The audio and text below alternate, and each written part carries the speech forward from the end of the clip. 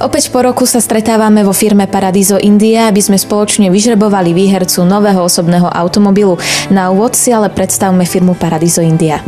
Dobrý deň, my sme Kamenárstvo Paradiso India, jedna z najväčších na Slovensku. Naša firma Kamenárstvo Paradiso India sa zaoberá s prírodným kameňom, ktorý dovážame priamo z Indie. Aké výrobky sa dajú vyrobiť z tohto prírodného kameňa? Kuchynské linky, schody, krby, dlažby a samozrejme aj náhrobné kamene.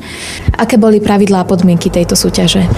Každý zákazník, ktorý si objednal u nás kompletný pomník, to znamená pomník aj spodok, tak bol zaradený do žrebovania. Na úvod bolo povedané všetko a teraz už pristúpme k samotnému žrebovaniu.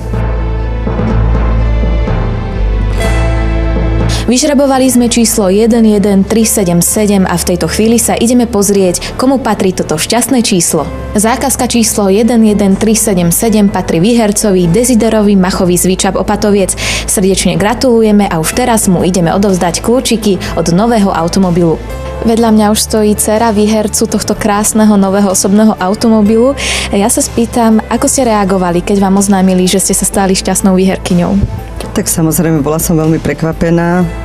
Od objednávky, keď sme pomník objednávali v kamenárstve, už uplynula dlhšia doba, takže aj som zabudla, že sme boli zaradení do žrebovania, ale samozrejme veľmi milo som bola prekvapená. Potešila som sa. A ako ste spokojná so službami kamenárstva?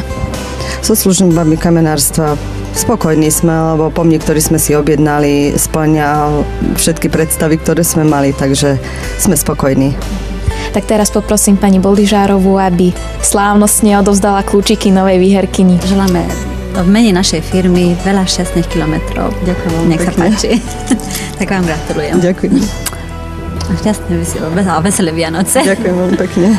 Za televíziu aj my prajeme výherkyni veľa šťastných kilometrov a hlavne spokojnosť so službami kamenárstva Paradiso India. Gratulujem ešte raz. Ďakujem veľmi pekne. Dovidenia.